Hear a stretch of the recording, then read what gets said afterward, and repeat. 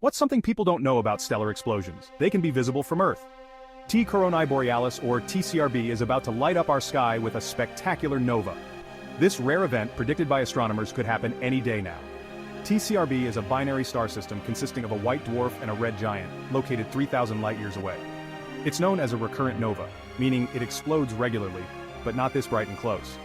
The last time TCRB erupted was in 1946, and before that it was in 1217.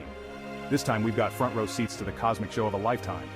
When it goes nova, TCRB will shine brilliantly in the constellation Hercules near the northern crown. All you need to do is look up and you'll see it with the naked eye. So keep watching the skies and stay tuned for updates. This stellar explosion is something you won't want to miss. Hit subscribe for more amazing space events.